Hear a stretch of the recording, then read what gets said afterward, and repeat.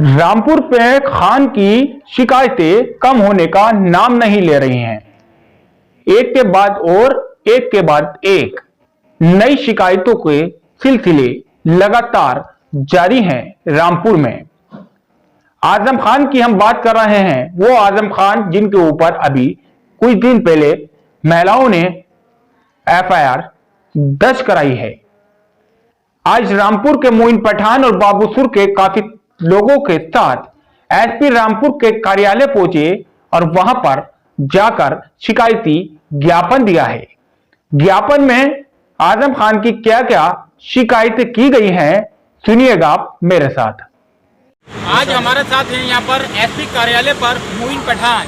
जी हाँ, यहाँ पर आज पहुँचे थे वो कुछ आजम खान की शिकायत लेकर, जिसको एसपी रामपुर को ज्ञापन दिया है।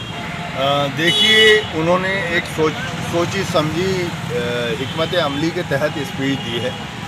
वो यहाँ पर ये चाह रहे हैं कि माहौल जो है वो हिंदू मुस्लिम आपस में लड़ जाए। और सबसे बड़ी अहम बात यह है, तकरीर का जो पहला पार्ट है, सबसे पहले तो उन्होंने आज़ान पर ही आपत्ति दर्ज कर दी। सबसे पहले ये कहा कि हमारी जनसभा को ख़राब करने की कोशिश की जा रही है। आपके पास सब क्लिप्स हैं, देख सकते हैं। उसके बाद जब इनको ये एहसास हुआ कि मेरे इस जुमले से कि मुसलमान नाराज़ ना हो जाएं, तो ये प्रशासन के ख़िलाफ़ बोलने लगे। हमने, चूँकि मैं किसी राजनीतिक दल का आज की तारीख में सदस्य नहीं हूँ, एक अधिवक्ता हूँ, उसके और हमारे जो अदबिस्तान अहबाब अदबिस्तान के जो तंजीम है, उसके सम्रांत लोग आज यहाँ पर आके मिले। उसमें कुछ लोग पॉलिटिकल भी हैं और कुछ लोग गैर पॉलिटिकल भी हैं। हमने कप्तान साहब से ये कहा कि सोशल मीडिया को आज वो शहर में नफ़रत पैदा करने का सेंटर बनाना चाहते हैं, और सोशल मीडिया के ज़रिए हम तमाम लोगों के ख़िलाफ़, जो कि इस इलेक्शन में उनका समर्थन नहीं कर रहे हैं, हम हुकूमत के जो प्रत्याशी हैं आकाश सक्सेना साहब, उनका समर्थन कर रहे हैं। इससे नाराज़ और खिन्न होकर आज़म खान साहब अपने कार्यकर्ताओं से हमारे संदर्भ में बेहुदा टिप्पणियां करा रहे हैं और ऐसी बेहुदा बातें करवा रहे हैं कि अगर हम उसका जवाब दे दें तो शहर में दंगा हो सकता है। लेकिन हमने कानून में विश्वास रखने वाले लोग हैं, और हमने कहा कि इस संदर्भ में फेसबुक पर जो अभद्र भाषा का प्रयोग कर रहे हैं, तो कप्तान साहब ने कहा कि उसकी आप हमें लिस्ट दे दें, स्क्रीनशॉट दे दें, और उस पर हम सख्त कार्रवाई करेंगे। साहब देखिए, आजम खां किसियानी बिल्ली खम्बा नोचे, इलेक्शन हार रहे हैं आसिम राजा। अब वो शब्द बोल रहे हैं महिलाओं के खिलाफ। अभी आपने एक बयान उनका सुना होगा कि हम ऐसी सरकार चलाते तो हम तो 4 दफ़े मंत्री रहे, तो बच्चा पैदा होने वाला हमसे इजाज़त लेता। आप बताइए, ये अल्लाह और ईश्वर के हाथ में है। औलाद पैदा होती है अल्लाह के हुक्म से पैदा होती है, और वो कह रहे हैं कि हमारे हुक्म से पैदा होती है। एक बात। दूसरी चीज़, पहली तारीख को किले मोहल्ला में जो हमारे नवाब रामपुर नवाबीन ने वो किला बनाया है, वहाँ पर इनकी जनसभा थी। उसमें राष्ट्रीय अध्यक्ष अखिलेश यादव जी भी आए हुए थे। ज़ुहर की अजान किसी मस्जिद में हुई, असर की। तो इन्होंने अजान से ज़्यादा अहमियत इनकी तकरीर की थी, और इन्होंने हमारे पुलिस प्रशासन, जिला प्रशासन के खिलाफ नारे मारना शुरू कर दिए। वाह कप्तान साहब जिंदाबाद, वाह सीओ साहब जिंदाबाद।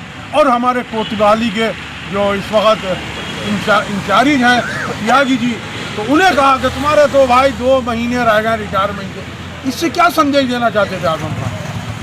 हमारे यहाँ ये अजान जो है नमाज की दावत है। एसपी साहब ने क्या कहा? एसपी साहब ने कहा कि आप उसके फुटेज दे दें और उस पर हम कार्रवाई करेंगे। मेरा नाम आरिफ खान है। आरिफ जी, ये बताइए, अभी कप्तान साहब से आप मिले हैं सारे लोग, क्या मामला है पूरा, क्या आपने शिकायत की है?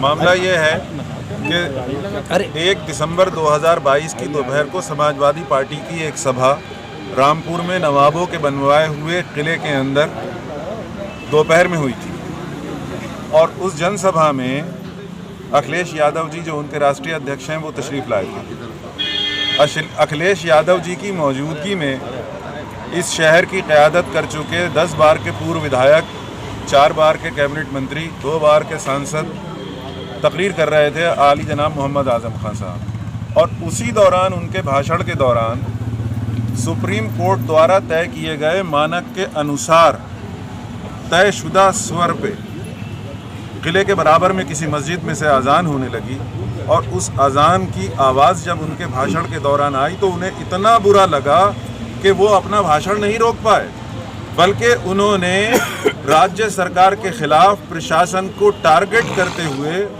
दो संप्रदायों के बीच नफरत फैलाने की नीयत से, इस रामपुर में दंगा कराने की नीयत से, हिंदू मुस्लिम फसाद कराने की नीयत से उस ड्रामाई अंदाज में प्रशासन के खिलाफ नारे लगाए और प्रशासन को ललकारा कि अरे इसको बंद करो, इसको खामोश करो, ये अजान कैसे हो रही है, एसपी साहब ये कौन सा थाना है, किस थाने को कौन से इंस्पेक्टर हैं, अरे तबादला हो जाएगा आपका। ये ड्रामा करके वो हिंदू मुसलमानों की इस तहजीब के शहर को दंगे की आग में झोंक देना चाहते थे और इस उपचुनाव के माहौल में वोटों की राजनीति के सौदागर वो वोटों का ध्रुवीकरण करा के अपनी पार्टी के अकर्मठ कार्यकर्ता को जिताने की नीयत से उन्होंने ये सब किया। इससे हमारा मन बड़ा आहत है, बहुत तकलीफ में है। रामपुर के बहुत संभ्रांत लोग यहाँ हमारे साथ आए हैं। हमने अपनी व्यथा यहाँ एसपी साहब के सामने प्रकट की है और उन्हें अपना एक प्रार्थना पत्र दिया, जिस पे हमें ये मालूम हुआ कि इस मामले में पहले एक प्रथम सूचना रिपोर्ट दर्ज हो चुकी है। तो हमने उनसे आग्रह किया है कि हमारे ज्ञापन को उसका विवेचना का पार्ट बना दिया जाए। तो अब क्या अब दे दिया, अब ज्ञापन दे दिया आपने? ज्ञापन दे दिया। हमें एसपी साहब ने ये आश्वासन दिया है कि हम उचित कार्रवाई करेंगे और वैधानिक कार्रवाई करेंगे। अच्छा, ये अदिशान जो आपने बैनर तले करा, ये कभी सियासत के अलावा जो मुल्क में या शहर में माहौल, ये हमेशा से सामाजिक एक संगठन है और इसमें हमारे 85 लोग जुड़े हुए हैं। ये शुएब कमाल साहब हैं, शुएब खान साहब हैं, मोइन हसन खां पठान एडवोकेट साहब हैं, बाबू खान साहब हैं, समी खान साहब हैं, बहुत लोग हैं। और ये हमारा जो संगठन है ये वक्तन बवक्तन मुशायरे कराता है और समाज के दबे कुचले लोगों की मदद में काम करता है। और कोरोना के दौरान भी हमारे इस संगठन ने बहुत मदद की और लोगों को, गरीबों को जब राशन नहीं मिल रहा था, प्रशासन जब कोई मदद नहीं कर पा रहा था, लोगों तक नहीं पहुंच पा रहा था, तो वहाँ हम प्रशासन के कहने पर हम जाते थे और लोगों को बांटते थे। अच्छा, इस संगठन का किसी पॉलिटिकल पार्टी से भी नहीं, पॉलिटिकल पार्टी से कोई इसका मतलब नहीं है। और हम यहाँ जो आए हैं, हम सब लोग किसी भी राजनीतिक दल के नहीं हैं, बल्कि हम धर्मनिरपेक्षता के साथ हैं, हम इंसानियत के साथ हैं, हम गंगा जमनी तहजीब के साथ हैं। उन्होंने कुछ बोला था, उस पर आया था, एक एप्लीकेशन आई थी कि ये गलत बोला गया है, चुनाव आयोग को बोला गया है, अधिकारियों को बोला गया है, पुलिस को बोला गया है। तो उसमें एक एप्लीकेशन आई है, दर्ज कर लिया है मैंने FIR। उसके कंटेंट देखे जाएंगे। FIR करना कोई बड़ी बात नहीं होती, कोई भी सूचना देता है दर्ज करना मेरा फ़र्ज होता है। उसके बाद तफ्तीश करना जो है वो मुख्य रोल होता है पुलिस का। उस पर प्रोफेशनल तरीके से, मतलब व्यावसायिक दृष्टिकोण से अपनी जो हमारी टीम होती है उसका अध्ययन करती है, उसको तरीके से साक्ष्यों के तौर पर ला करके फिर उसमें चार्जशीट न्यायालय को दी जाती है।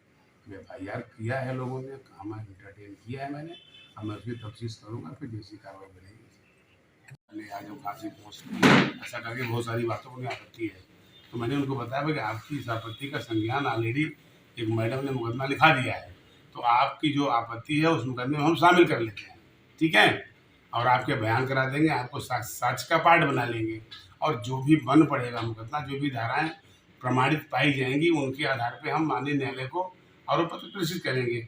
माननीय न्यायालय उसमें निर्णय लेगा क्या सही क्या गलत। वो प्रत्यारोप से कोई चुनौती नहीं होती।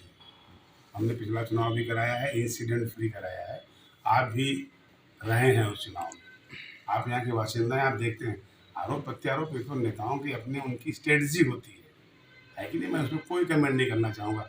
मेरा साफ सुथरा कहना है, निष्पक्ष, शांतिपूर्वक, निर्भीक और माननीय न्यायालय, माननीय उसके चुनाव आयोग के निर्देशन के तहत ऑब्जर्वर के सरपरस्ती में ये चुनाव कराया जा रहा है। अभी तक कोई दिक्कत नहीं है और ऊपर वाला चाहेगा तो मेरी मंशा साफ है, कोई दिक्कत नहीं होने पाएगी।